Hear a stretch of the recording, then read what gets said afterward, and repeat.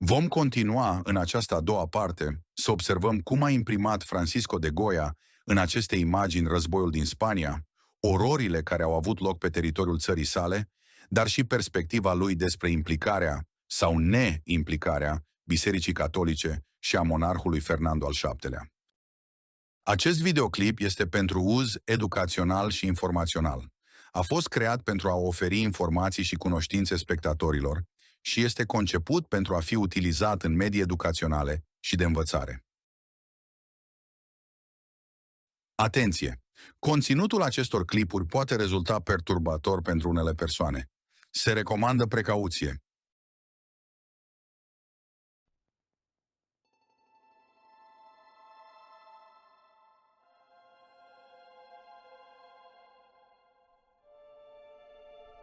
Beneficiu notoriu. Cunoaștem un singur detaliu al acestei gravuri, deoarece Goya a renunțat la planșă, probabil din cauza imperfecțiunilor tehnice. Poate că a fost una dintre primele din serie, iar el s-a simțit mai nesigur. În interiorul unui spațiu oarecum neclar, în care se poate vedea o parte dintr-o arcadă, ar putea fi o peșteră, un grup de soldați francezi se luptă cu niște bărbați care protejează femeile care îi însoțesc. În partea stângă a gravurii, un soldat francez ține o sabie, iar în centru o femeie cu spatele la el, îmbrăcată într-o rochie albă, privește cum un soldat francez încearcă să ucidă un bărbat. În fundal, o figură feminină imploră ajutor.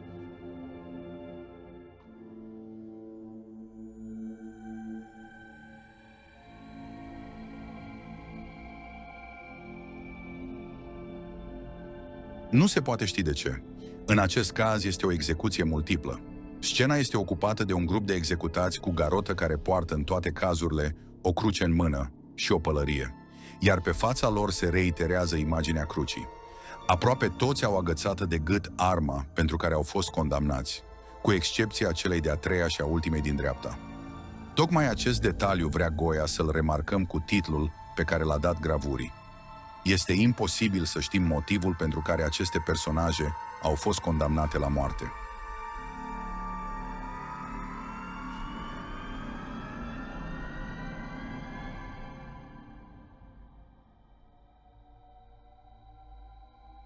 Nu știm de ce. Un soldat polonez care stă calm, cu capul sprijinit pe o mână, contemplă cu o expresie senină, aproape mândru, cadavrul unui spaniol care a fost spânzurat. Pantalonii mortului îi cad pe genunchi, deoarece cureaua a fost folosită pentru a-l spânzura.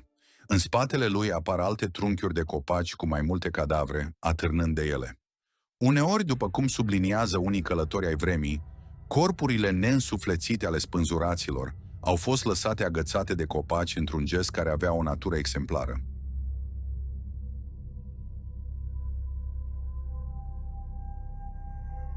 Asta este foarte rău. În prim plan, Goya a înregistrat un corp gol, mutilat și înfipt cu brutalitate într-un copac. În spatele lui, în fundalul scenei, un soldat francez mânuiește o sabie cu care nu știm dacă ucide pe cineva sau dezmembra un cadavru. În stânga, un alt soldat ține un cadavru de picioare și îl târăște.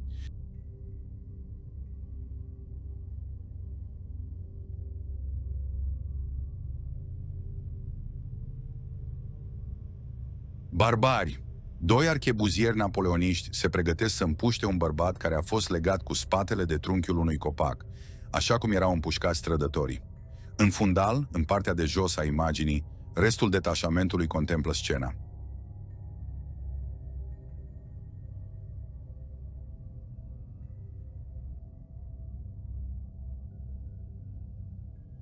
Mare ispravă, cu morți. În mijlocul unui câmp deschis, 3 cadavre au fost legate de un copac. Unul dintre ei, cel atârnat cu capul în jos, a fost lipsit de brațe și cap. Acesta din urmă a fost înfipt într-o creangă, în timp ce membrele legate de încheieturi atârnă de copac. Alături de el, un cadavru a fost legat cu o frânghie în talie, cu brațele în spatele trunchiului și lângă el, cu capul sprijinit pe pământ, al treilea corp fără viață, ale cărui picioare au fost legate de un buștean.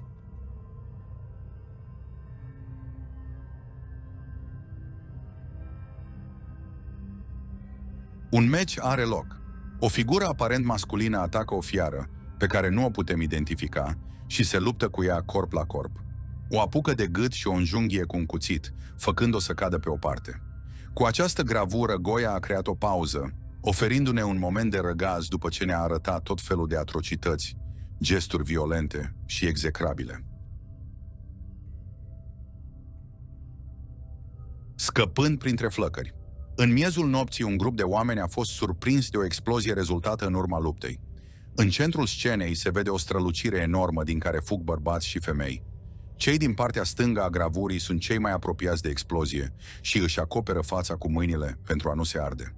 În centru, doi bărbați poartă o femeie îmbrăcată în alb, cu pieptul gol, iar lângă ei, altul poartă trupul unui rănit al cărui cap este bandajat. În dreapta, mai multe personaje fug îngrozite, călcându-i pe alții care au căzut la pământ.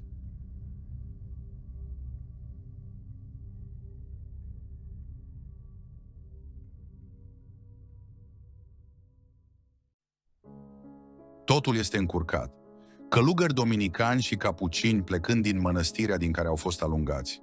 Ei sunt nehotărâți cu privire la calea pe care s-o ia, așa cum se reflectă pe fețele lor perplexe. De fapt, fiecare dintre personajele care apar în prim plan indică o direcție diferită de urmat. Goya a descris cu atenție chipurile, care în cele mai multe cazuri sunt practic o caricatură, ce a fost interpretată ca o critică la adresa bisericii.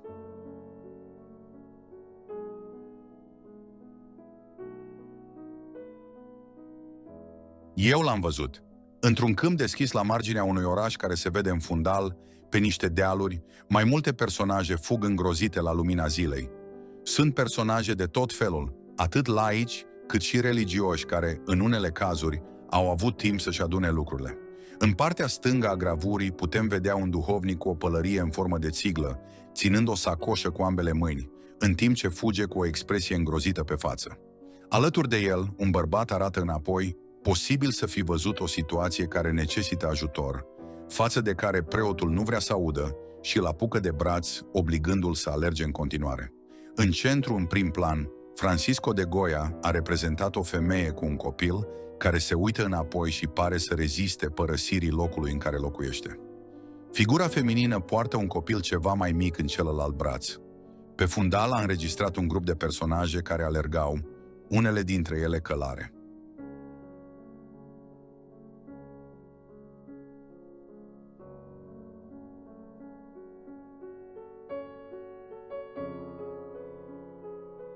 Noaptea, mai multe personaje își părăsesc casele.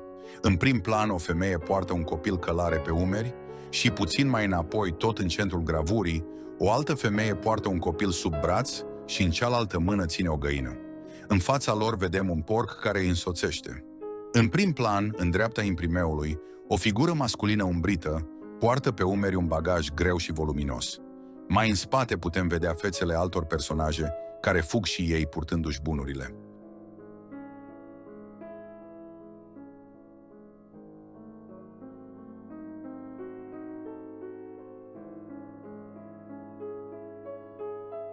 Asta este rău.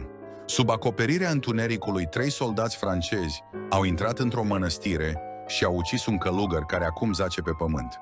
În prim plan, un soldat francez, cu o expresie concentrată și furioasă, înjunghie cu o sabie un alt călugăr căruia îi se contorsionează fața.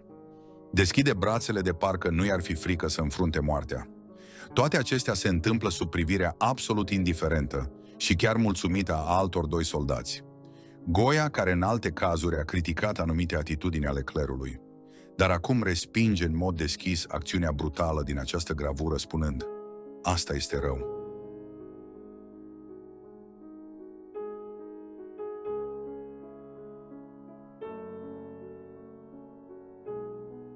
Așa s-a întâmplat.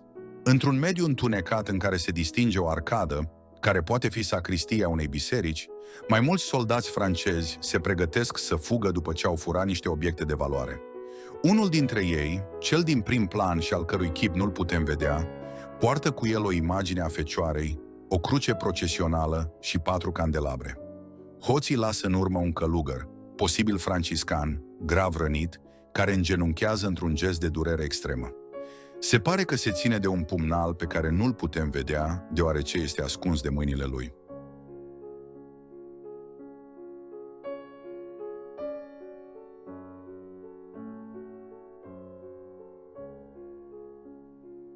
Rănire crudă. O familie apare în mijlocul unui loc pustiu unde sunt înconjurați de cadavre. Bărbatul stă în picioare, din profil, și întinde o pălărie într-una din mâini în speranța zadarnică de a obține ceva de pomană. Femeia stă lângă el și în brațele ei se vede un copil. Printre diferitele corpuri fără viață care îi înconjoară, cadavrul unui copil atrage puternic atenția.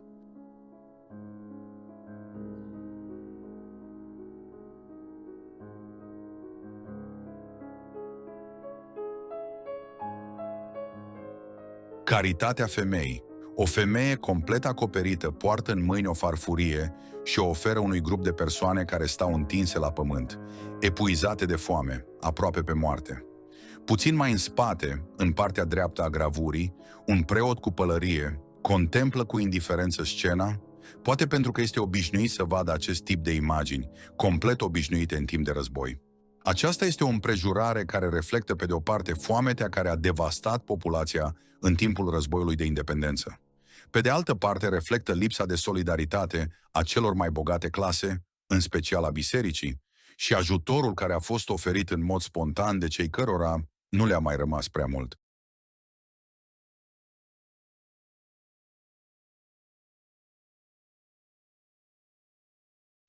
Mamă nefericită. Doi bărbați poartă corpul unei femei care ar fi putut leșina de foame.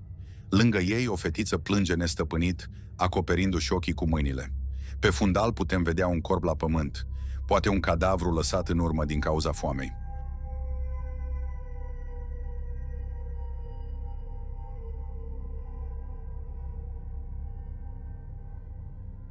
Mulțumitori Mazărei.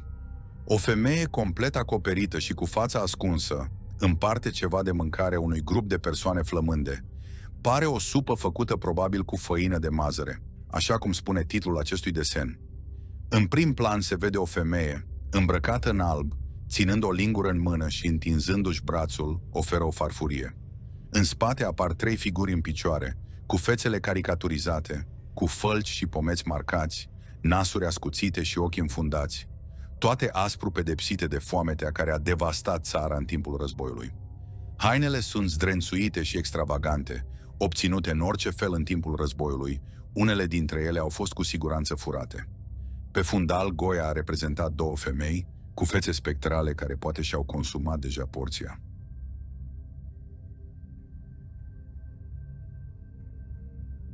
Nu ajung la timp. Trei femei se grăbesc să ajute o altă femeie pe moarte, al cărei trup este ținut de o alta. În spatele lor apar alte două figuri feminine cu fețe triste. Ele rămân nemișcate, de parcă ajutorul nu mai are sens, pentru că, așa cum spune titlul acestei lucrări, nu ajung la timp. În spatele lor, în dreapta, se vede un trup, probabil al cuiva care a murit de foame.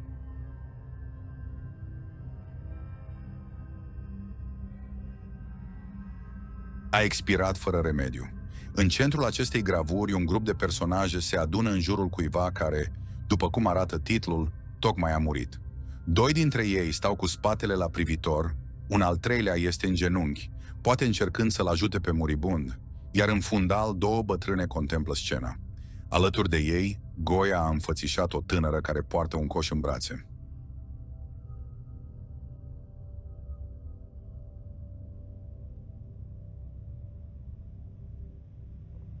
Plânge degeaba. Lângă o casă vedem un grup de oameni pe moarte. Ei sunt victimele foametei care a devastat multe orașe spaniole în timpul războiului de independență.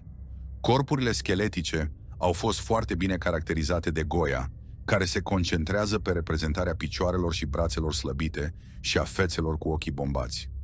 După cum spune titlul acestei gravuri, aceste personaje cer ajutorul unui ofițer francez care trece foarte aproape de ei în compania unei tinere, deși nu primesc niciun răspuns.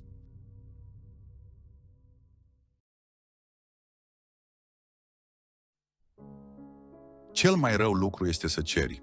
În această gravură, Goya continuă cu tema foametei, pe care a început-o în desenul Rănire crudă.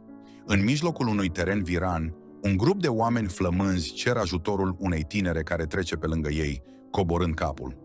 În fundal, un ofițer francez se uită la ea.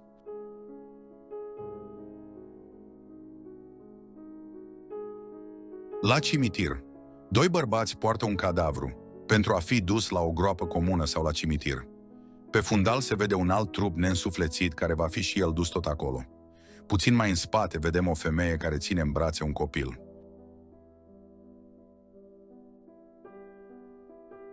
Sănătoși și bolnavi. În această imagine, Goia continuă să descrie consecințele foametei care a devastat țara în timpul războiului. În centru, o femeie care poartă o mantie ține un copil de umăr. Acesta este extrem de subțire, acoperit cu o cârpă fină, care ne permite să-i vedem anatomia slăbită. El poate fi afectat de latirism și, prin urmare, nu poate sta în picioare. Această boală, deosebit de gravă în cazul copiilor, a fost cauzată de consumul excesiv de latir, o specie de mazăre, folosită în locul grâului pentru a face pâine și supe.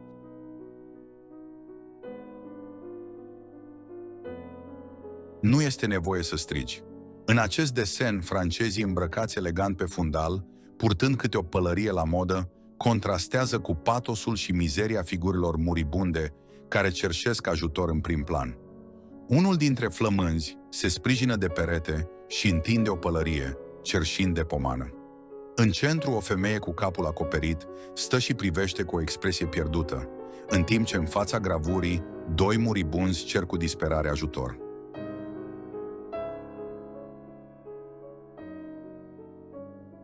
La ce folosește o ceașcă? În mijlocul unui peisaj pustiu, o femeie îi ajută pe alții care suferă de groaznica foamete, care a devastat Spania în timpul războiului, mai ales între anii 1811 și 1812. Una dintre aceste femei flămânde, cea din centru, stă întinsă cu ochii închiși, poate ca o expresie de epuizare, iar pe genunchii ei se vede cadavrul unui copil. În spate, o femeie mai în vârstă, îmbrăcată în întregime în negru, privește cu suferință la silueta feminină care încearcă să ajute cum poate.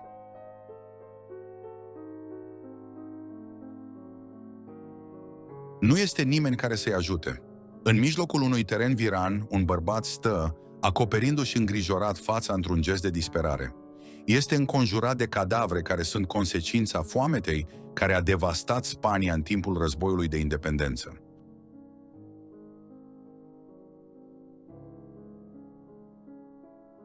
Dacă sunt din alt neam, un bărbat îmbrăcat într-un halat alb își întinde brațele și imploră ajutor. Fața lui este slabă, cu ochii înfundați, pomeții și maxilarul extrem de proeminenți. El este înconjurat de cadavre și oameni muribunzi, inclusiv femei și copii. Alături de el, un grup de oameni bine îmbrăcați și înstăriți se prefac că nu aud rugăciunile acelui om.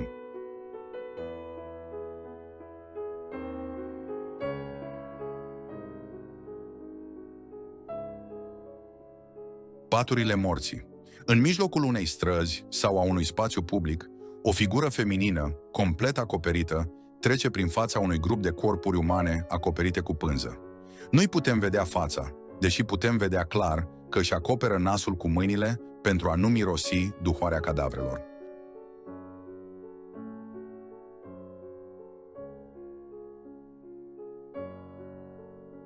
Morți adunați. Într-un spațiu întunecat, cu două sicrie de lemn, un grup de cadavre pot fi văzute îngrămădite împreună. Poziția necontrolată a trupurilor, expresiile fețelor neînsuflețite și modul dezordonat în care au fost acumulate provoacă o puternică senzație de dramatism în această scenă. Este o masă de materie lipsită de viață, lipsită de demnitatea sa.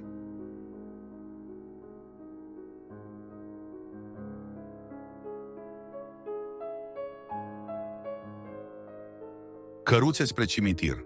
Doi bărbați încarcă corpul unei tinere moarte într-o căruță. Unul o ține de la spate în timp ce celălalt o apucă de glesne. Forța celor două figuri masculine și felul în care ridică trupul fetei în căruță contrastează cu anatomia delicată a tinerei, care încă pare plină de viață, ceea ce ar putea indica moartea ei recentă. Se pregătesc să o așeze pe masa de cadavre care se află pe căruță și care, după cum spune titlul gravurii, va fi ulterior dusă la cimitir. În partea dreaptă a tabloului, Goya a înregistrat un bărbat cu spatele la privitor, care se apleacă pentru a ridica un alt cadavru, care mai târziu va fi pus și el în cărucior.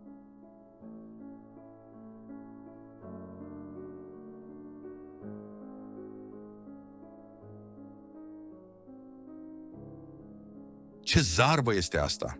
În gravura de față, un soldat se oprește din scris și urmărește cum două femei, una îmbrăcată în alb și cealaltă în negru, sunt hărțuite de doi câini furioși. Femeile se agită și își pun mâinile în părul care este mișcat de vânt.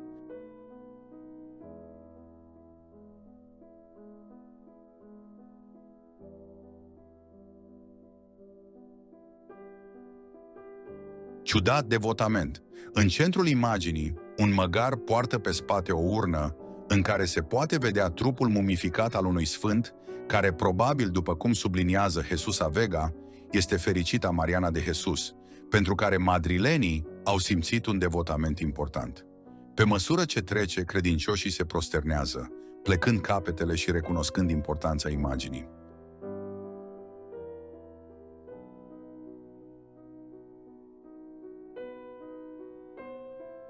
Acesta nu este mai puțin. Mai multe personaje bine îmbrăcate, probabil membri ai nobilimii, poartă pe umeri o imagine a Fecioarei. În spate se vede un grup de oameni care poartă o altă imagine religioasă. Jesus Vega a interpretat că ar putea fi Fecioara de la Soledad, căreia Fernando al VII-lea i s-a încredințat, cerându-i să-i păstreze sănătatea, lui și Fecioarei din Atocea, în mâinile căreia monarhul a încredințat țara, abandonând tronul în anul 1808.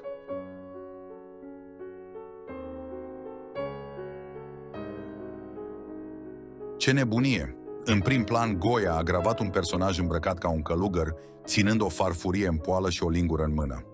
Este înconjurat de obiecte. În dreapta se pot vedea imagini sacre, ofrande sfinte, imprimeuri, etc., în timp ce în stânga se văd câteva măști. Pe fundal, în întuneric, mai multe figuri cu glugă, poate alți călugări, actuează o procesiune. Nimic, se va spune. În prim plan, un cadavru culcat se ridică ușor pentru a scrie cuvântul nimic pe o bucată de hârtie. În spate, într-un mediu întunecat, poți distinge cu oarecare dificultate un grup de personaje cu fețe oarecum caricaturale, care arată ca niște măști. Pe partea stângă a desenului, Goya are gravată o figură feminină, citind în timp ce sprijină un cot pe o masă și ține un cântar în cealaltă mână, probabil o alegorie a justiției. Acest lucru este perceput în mod clar în prim stadiu, dar Goya o acoperă treptat cu granule de acvatintă.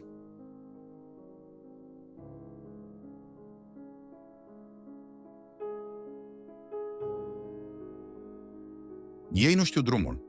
Din fundalul gravurii, trasând o formă ondulată, se apropie spre privitor un șir de bărbați aparținând tuturor claselor sociale. Preoți cu pălării în formă de țiglă, nobili, personaje mai umile, etc. Toate sunt legate între ele printr-o frânghie care pare să le lege strâns. Peisajul este arid, iar fețele lor îndurerate privesc spre pământ.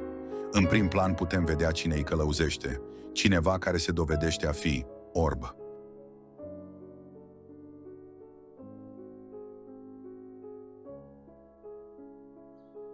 Împotriva binelui general.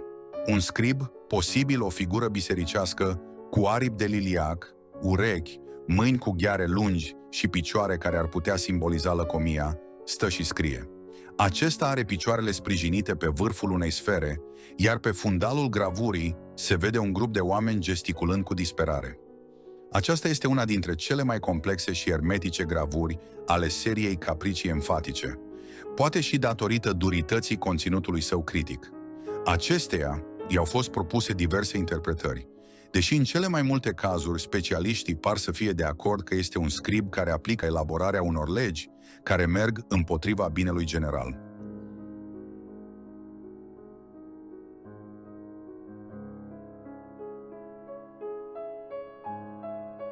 Rezultatele. Peste un om, poate un cadavru, care se află în prim plan, ușor înclinat, niște lilieci zboară pe deasupra lui. Unul îi se așează pe piept și îi suge trupul pentru a se hrăni cu sânge. Această gravură trebuie considerată continuarea celei precedente, împotriva binelui general. Ceea ce se întâmplă în acest desen este probabil rezultatul, reprezentat simbolic, al măsurilor scrise de scribul cu aripi de liliac. Acestea ar putea fi legi despre taxe sau porunci ecleziastice care au continuat să sporească sărăcia unei societăți aflate în cea mai absolută mizerie după războiul de independență.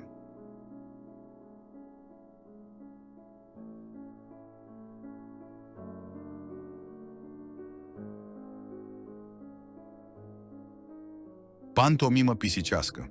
Pe o scară, Goya are gravată o pisică dispusă din profil, cu capul ușor orientat spre fundal, de care se apropie în zbor o bufniță, care pare să-i spună ceva la ureche. Alături de ele, cu gluga pe cap, vedem un personaj îngenunchiat care se prosternează la picioarele pisicii. Nu știm dacă îi cere milă sau o venerează. Pe fundalul scenei, în partea centrală a gravurii, putem vedea o mulțime din care nu putem desluși decât o singură figură în prim plan. Așa cum se întâmplă și în alte gravuri din seria Capricii Enfatice, este cu adevărat dificil să surprinzi clar sensul profund al imaginii, posibil pentru că emană o critică puternică. Pisica, posibil simbol al vicleniei, se află într-o poziție proeminentă față de restul personajelor din tablou și primește adularea unui călugăr care ar putea face aluzie la biserică. El este de asemenea sfătuit de o bufniță, care este de obicei identificată cu ignoranță. Probabil că aceasta să fie o aluzie volată către Ferdinand al VII-lea, care are sprijinul bisericii, și se înconjoară de lingușitori și consilieri dubioși, care nu sunt remarcați pentru inteligența lor fină, ci mai degrabă pentru supunerea lor.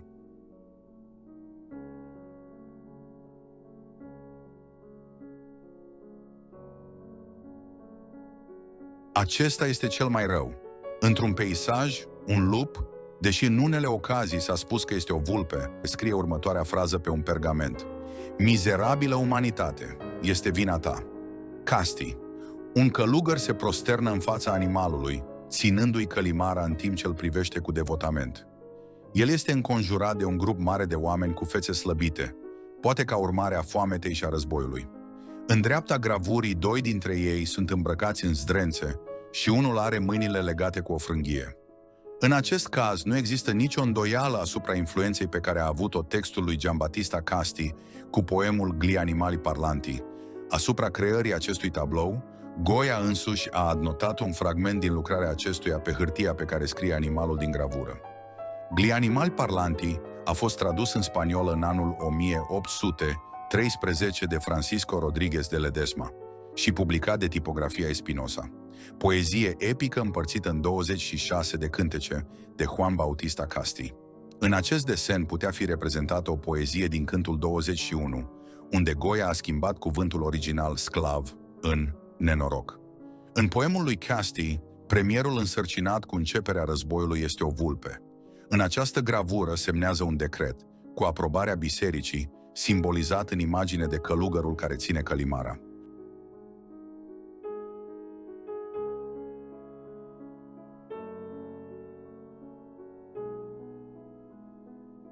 Showbizul șarlatanilor. Centrul estampei este ocupat de un personaj cu cap de vultur sau de papagal îmbrăcat într-o tunică. În spatele lui apar multe alte figuri cu trăsături de desene animate, care ar putea purta o mască.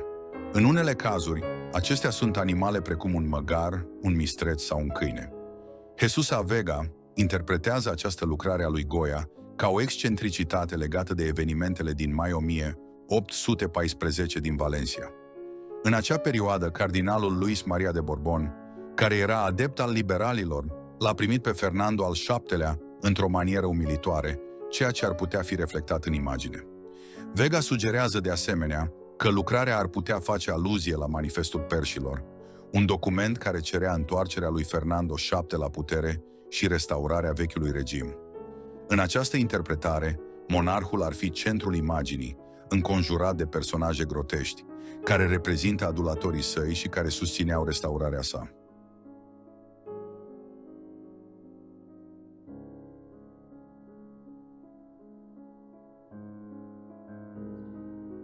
Vulturul carnivor. În centrul compoziției, o pasăre uriașă, un vultur, așa cum spune titlul gravurii, aleargă îngrozită cu aripile întinse. În spatele lui un țăran îl amenință cu o furcă și mai în spate vedem o mulțime numeroasă care asistă la scena de față. Acest tablou prezintă o dificultate semnificativă când vine vorba de interpretare. Se poate spune că vulturul ar fi o aluzie la armata franceză care a fost expulzată din Spania de către oameni și, prin urmare, o referire la sfârșitul războiului. Animalul este oarecum rănit, fără coadă sau pene, poate ca urmare a durității confruntării. Personajele din fundal care fug îngrozite ar putea fi soldați francezi care dezertează.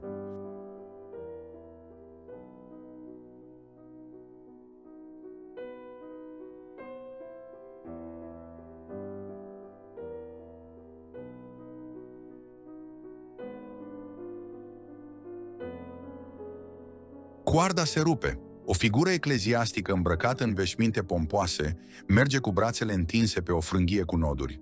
Oamenii care o observă arată neîncredere, suspansi pe chip sau pur și simplu privesc cu o anumită indiferență, așteptând să se rupă frânghia. Nigel Glendinning face câteva observații nuanțate despre această gravură, deoarece consideră că imaginea este o reprezentare a mersului pe frânghie, ceea ce înseamnă o acțiune oarecum periculoasă. În acest fel, Goya se referă la înțelegerile oarecum ambigue în care se găsea Biserica Catolică la acea vreme cu monarhia spaniolă pentru a-și obține protecția, deși acceptând condiții de un anumit risc.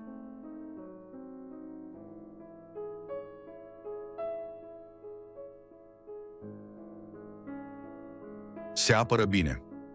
În centrul acestei imagini, un cal alb se apără. În jurul său se află mastifii, purtând la gât gulere cu vârfuri de fier, pe care le poartă pentru a se apăra de lupi, care privesc neînduplecați reacția violentă a calului. În fundal, pe partea stângă, o haită de lupi se pregătește să atace calul. Fiecare dintre aceste trei animale are propria sa semnificație simbolică. Câinii s-ar putea referi la idealurile revoluționare, în timp ce lupii au fost adesea asociați cu Inchiziția. Într-adevăr, Ruiz Padrón și-a imaginat inchizitorii ca o haită de lupi înfometați. Calul însă ar putea fi o aluzie la Spania liberală. În acest fel, se poate considera că Goya a surprins eforturile pe care monarhia constituțională le făcea pentru a se apăra, pe de o parte, de valorile vechiului regim, iar pe de altă parte de impulsurile revoluționare.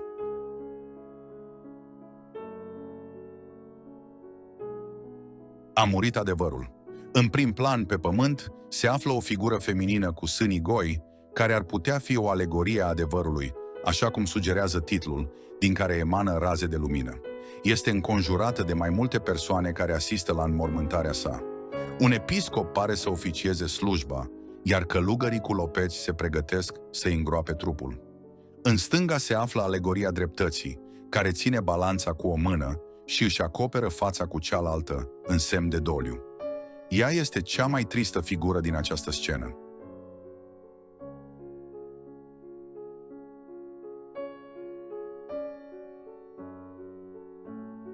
Dacă va învia, aceeași femeie care era îngropată în imaginea anterioară se află în prim plan în această gravură. Figura feminină se trezește și revine la viață.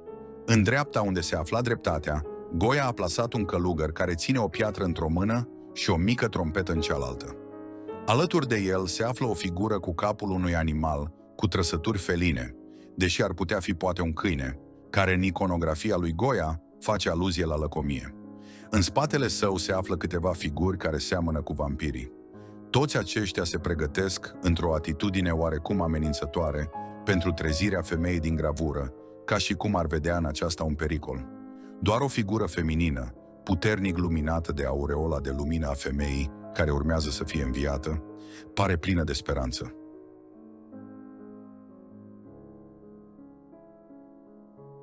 Monstru feroce. Acest animal are analogii puternice cu cel din gravura numărul 40. Un meci are loc, în care o femeie se luptă cu el cu ferocitate și îi înfige un cuțit în gât. S-ar putea crede că este o continuare a acestuia. Corpul animalului ar putea fi o alegorie a războiului care a adus moarte și pustiire. Din el emană roadele tuturor, trupurile goale și poate fără viață ale victimelor conflictului. Această anatomie mare, ternă, aproape putrezită, fără speranță sau capacitate de regenerare, contrastează puternic cu trupul plin de lumină al femeii renăscute din imaginea anterioară. Acesta este un lucru real. Imaginea înfățișează o figură feminină, purtând o coroană de lauri care radiază lumină și purtând o rochie delicată care îi expune sânii. Alături de ea se află un coș de răchită și o oaie. În stânga, un bărbat cu părul lung și barba stufoasă, care ține o sapă într-o mână, privește atent spre ceea ce arată femeia. Un copac cu fructe, care este vizibil în colțul din dreapta sus al gravurii. Figura feminină este în mod clar similară personajului din imaginile anterioare, deși s-ar putea crede că Goya a transformat-o în acest caz într-o alegorie a agriculturii, purtând o coroană de lauri și stând lângă un copac cu fructe. Este posibil ca ea să-i explice fermierului că, printr-o muncă calmă, va obține într-un mod armonios fructele pământului, reprezentate de copacul din partea dreaptă a imaginii.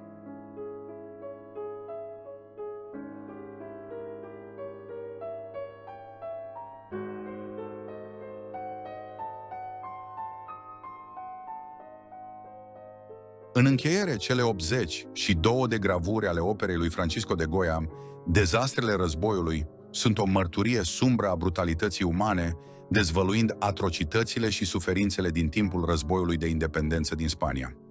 Descrierea dură a ororilor conflictului de către Goya ne invită să reflectăm asupra violenței, dezumanizării și fragilității păcii. Prin arta sa, Goya ne arată cum războiul nu distruge doar corpuri, ci corupe și sufletul uman, lăsând cicatrici adânci în memoria colectivă.